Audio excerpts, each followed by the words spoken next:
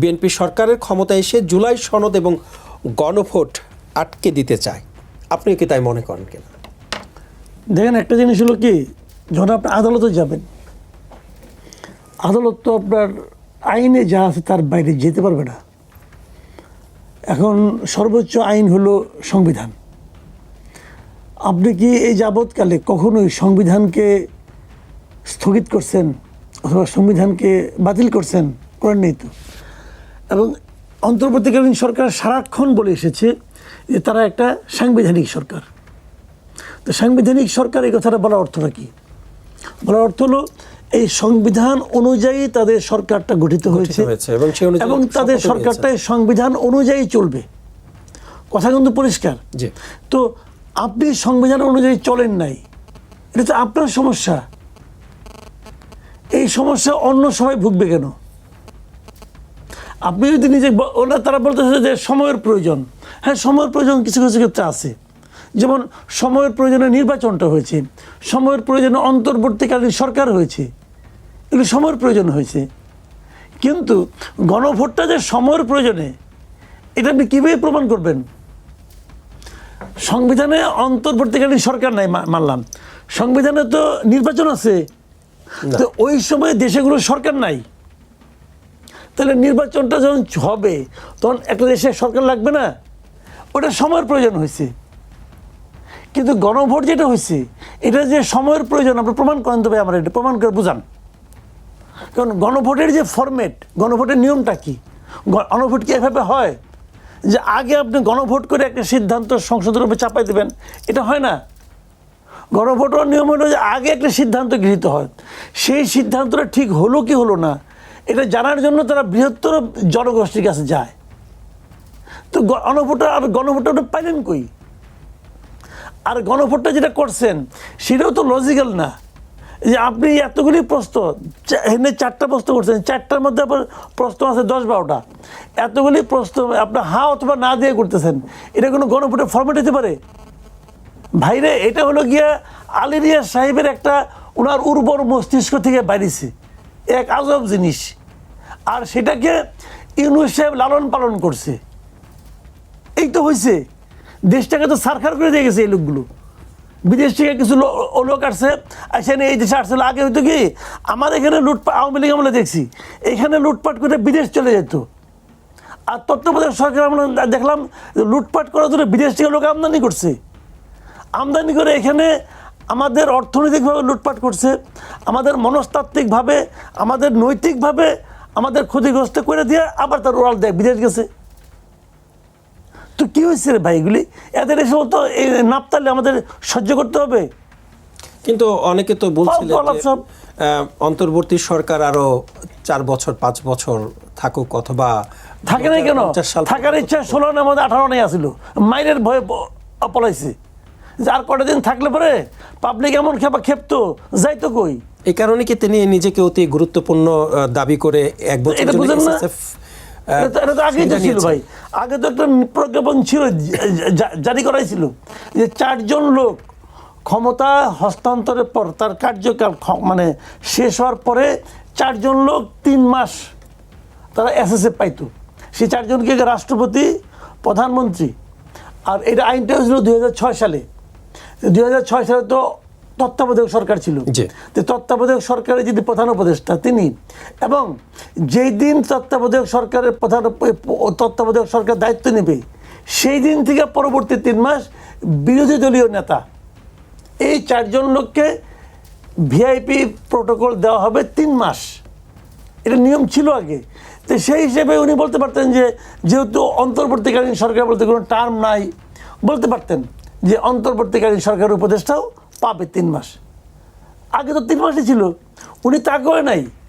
উনি ওনার নিজের নাম বসাইছে এখানে, আইনটা দিয়ে পড়ে দেখেন প্রজ্ঞাপনটা। প্রজ্ঞাপন লেখা আছে অন্তর্বর্তীকালীন সরকারের প্রধান উপদেষ্টা ডক্টর মোহাম্মদ ইউনূস, ওনাকে 1 বছর দিতে হবে। ভাই আপনি 1 বছর কী কারণে চান?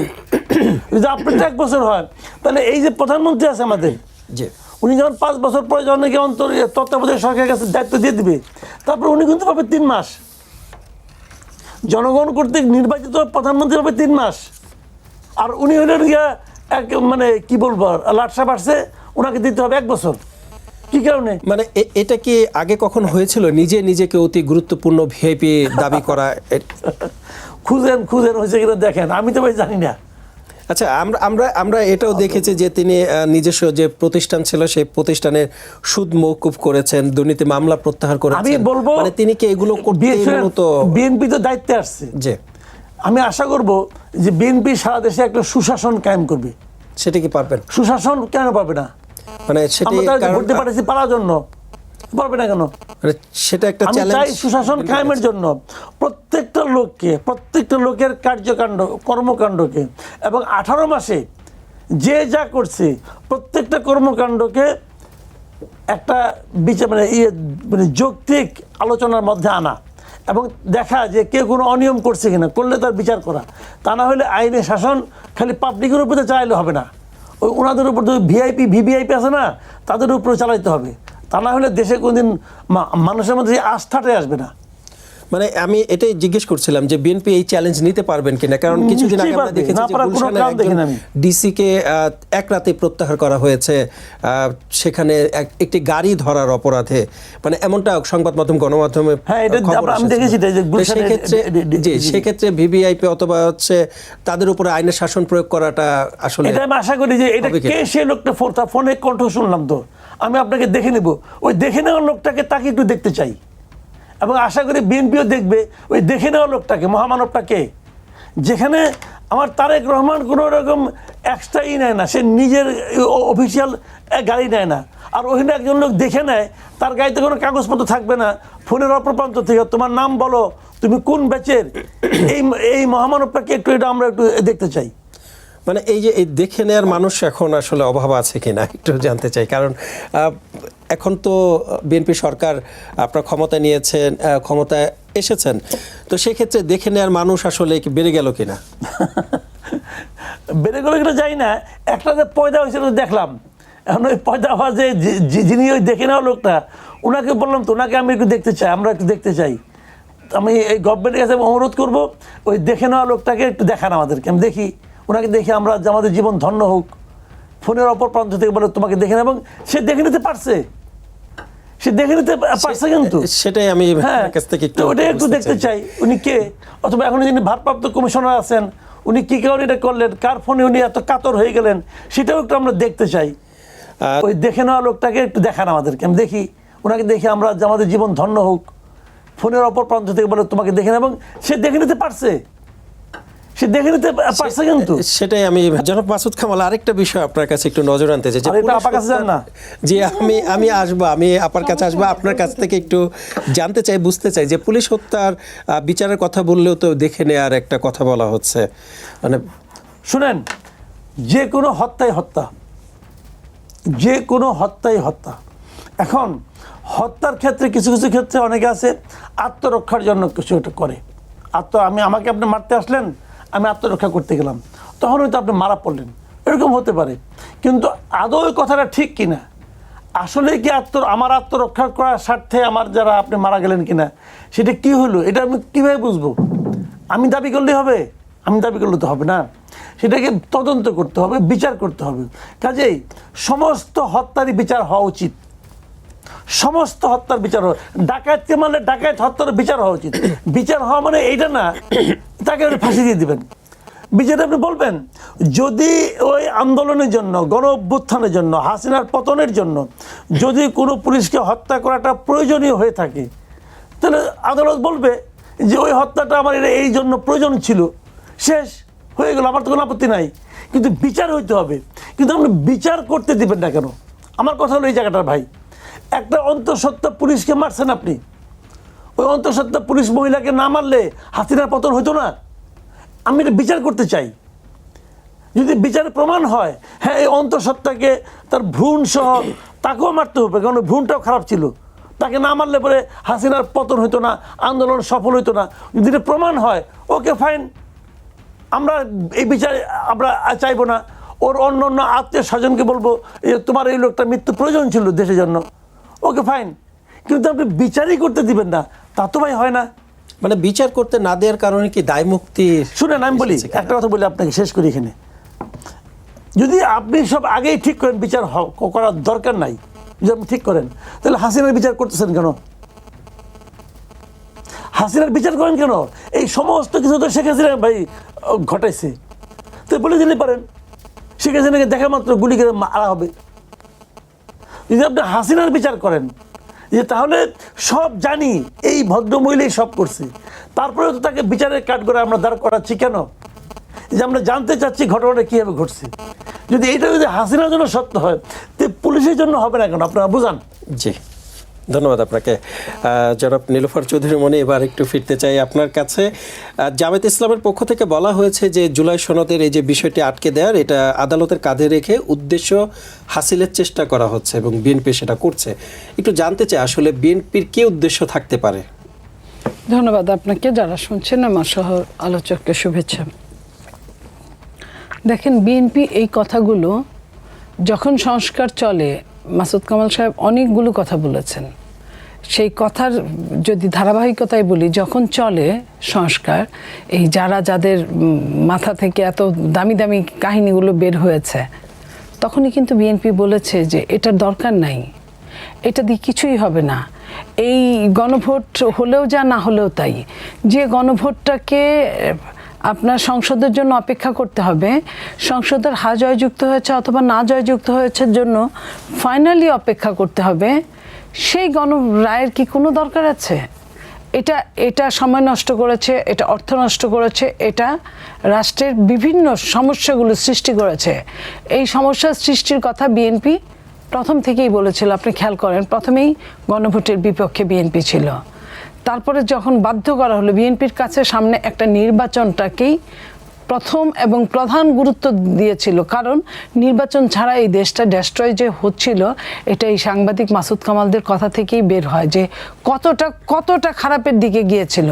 15.5 বছরে একটা ফ্যাসিস্ট যা করেছে, 15.5 মাসে যদি একজন ইন্ট্রিম তাই করে, তাহলে রেশিও অনুযায়ী পণ্ডিত মশাইয়ের কিন্তু অঙ্ক ফেল করে যায়। এখানে অঙ্কের তাহলে দরকার পড়ে না। আমরা কিন্তু এখন 11,000, 12,000, 16,000, 14,000 কোটি টাকার হিসাব গুনছি উপদেষ্টাদের নামের সাথে ইকুয়াল টু। তাহলে আপনার এই কাহিনীগুলো, তাদের এই জায়গাগুলো আমাদেরকে, এই ব্রেনগুলোকে, সমস্ত বাংলাদেশের রাজনৈতিক ব্রেনগুলোকে এইখানে রেখে তারা তাদের মতো যায় খুশি তাই করেছে। এইখানে তাদেরকে দ্বন্দ্বের মধ্যে জড়িয়ে দিয়ে কোনোটাই আইনের মধ্যে পড়ে না। আপনার এর আগে 3টা রায় হয়েছে, গণরায় হয়েছে। 3টাই কিন্তু প্রশ্ন একটা ছিল, উত্তর একটা ছিল, এবং তার 2টাই কিন্তু আপনার শুদ্ধিকরণের জন্য হয়েছে। আর একটা রাষ্ট্রপতি শাসিত সরকার থেকে মন্ত্রিপরিষদ শাসিত সরকারে হয়েছে। জনগণ কিন্তু সাধারণভাবে বোঝার কথা, সাধারণভাবে বুঝেছে, ভালো লাগলে হ্যাঁ, না ভালো লাগলে না। আর এইবার কি করেছে 4টা, এবং তার আগে কি হয়েছে, যে জুলাই সনদ বলা হয়েছে, দেখেন কত জালিয়াতি এখানে। যারা জুলাই সনদ বানালো, যাদের ব্রোনচাইল্ড জুলাই সনদ, তারা কিন্তু সিগনেচার করলো না। বিএনপিকে দিয়ে একরকম জোর করে সিগনেচার করানো, বিএনপি সিগনেচার করলো, যে বিএনপি শুরু থেকেই না করছে, এটা শুরু থেকেই না করছে, এবং এই সংস্কারের জুলাই সনদের স্বাক্ষরের না করছে, সেই বিএনপিকে দিয়ে করালো। কারণ বিএনপির সামনে নির্বাচন, এই নির্বাচনকে সামনে রেখে যা খুশি তাই বলির পাঠা বানাইছে। তারপরে বিএনপি সিগনেচার করলো, কিন্তু যারা এটার ভ্রূণচাইল্ড জন্ম দিল, তারা কিন্তু আপনার সিগনেচার করলো না। তারা সিগনেচার এখন পর্যন্ত করেনি, কয়েকদিন আগে করেছে। এটার পাস হয়ে কি গণভোট হওয়ার পরে তারপরে তাদের টনক নড়েছে যে আমাদের একটা সই করা লাগবে, তো তারা করলো না, বিএনপিকে দিয়ে করালো। এবং বিএনপি যখন বলল যে আমি যেখানে সই করেছিলাম এই পেপার সেই পেপার না, সরকার যেটা ঘোষণা দিল, ডক্টর ইউনূসের মুখ দিয়ে ঘোষণা দিলেন উনি কত বড় ভালো মানুষ। আপনি দেখেন যে উনি একটা জালিয়াতি জিনিস, কেচ্ছা কাহিনী ঘোষণা দিলেন, যেটাই সিগনেচার করা হয়েছিল সেটাই দিলেন না, ওইটার কোনো সুরাহা করলেন না। কারণ কিভাবে করবে, কর্তা যাহা করে তাহাই কর্ম। ওই মুহূর্তের জন্য, ওই মুহূর্তটুকুর জন্য উনি কর্তা ছিলেন। উনি একবারও বুঝেন নাই, উনি বুঝতে চান নাই যে 3 মাস পরে, 2 মাস পরে নির্বাচনটা হলে কি হবে। উনি যে এত জবরদস্তিতা করছেন। বিএনপি যখন বললেন যে আমরা এটার মধ্যে সিগনেচার করতে পারি না, কারণ এটাই আমরা আগে সই করি নাই, এটা আরেকটা বানানো, আমাদের নোট অফ ডিসেন্টগুলো কোথায় গেল, তারা কিন্তু কোনো উত্তর দিলেন না এবং সব নোট অফ ডিসেন্টকে আউট করে দিয়ে তারা তাদের মতো করে ওই যে 48টার মধ্যে 12-14টা কি দিয়ে তারা 4টা প্রশ্ন করলেন, যে 4টা প্রশ্ন কারোরই কোনো ধর্ম বর্ণ কারোরই 4টা প্রশ্ন একযোগে মানা সম্ভব না। আপনার যদি 2টা ভালো লাগে, আপনার বাম হলে আমার 2টা খারাপ লাগবে, আপনার 2টা খারাপ লাগবে। আমার যদি 3টা ভালো লাগে, আমার 1টা খারাপ লাগবে। আমি যদি ডান হই বা আমি যদি মধ্যপন্থা হই, তাহলে এই যে এই জিনিসগুলো করলেন তারা জবরদস্তি করে। বিএনপির যখন নির্বাচনী চিফ কোঅর্ডিনেটর নজরুল ইসলাম খান সাহেব যখন বললেন যে ঠিক আছে হাতে ভোট দিবেন, এর আগে তো তারা বললেন বিএনপি নাতে দিবে। দেখেন ভোটটা আপনি অপশন বাই করছেন 2টা, আমি যে কোনো জায়গায় দিতেই পারি, আমি হাতে দিতে পারি অথবা নাতে দিতে পারি, এইখানে তো আপনার বলার কিছু নাই। অথচ আপনি কিনা 140 কোটি টাকা না 44 কোটি টাকা দিয়ে আপনি অ্যাডভার্টাইজমেন্ট করাইলেন 6 দিনে আপনি হাতে ভোট দেওয়ার জন্য। এটা তো আপনি পারেন না, কারণ আপনি অপশন 2টা দিচ্ছেন। আপনি কিভাবে একটার পক্ষে যান? আপনি তো সরকার। আচ্ছা যাই হোক, আপনি করলেন, আপনি বিএনপিকে নজরুল ইসলাম খান সাহেবকে দিয়ে বলাইতে বাধ্য করলেন। উনি বললেন যে হ্যাঁ বিএনপি তো ভোট দিবে, তারপরে ওটাকে গুরুত্ব দিলেন না, তারপরেও আজে বাজে কথা বলতে থাকলেন, এমন আজে বাজে কথা বলতে থাকলেন যে এটা না করলে মহাভারত সব মহাবাংলাদেশ সব অশুদ্ধ হয়ে যাবে, সেই অশুদ্ধতার মধ্যে আমরা সব ডুবে যাব। তারপরে আমি এইটুকু শেষ করি। তারপরে কি করলেন? তারপরে মহাসচিব বললেন বিএনপির, সেটাও তারা মানলেন না। শেষ পর্যন্ত যখন তারেক রহমান সাহেব বিএনপির চেয়ারম্যান উনি বললেন, তখন ওনারা বললেন যে ভয় পায় বলছে। আপনি ব্যাপারটা বুঝেন, বলার পরে উনি একটা নির্বাচনী প্রচারণায় বলার পরে বললেন ভয় পায় বলছে।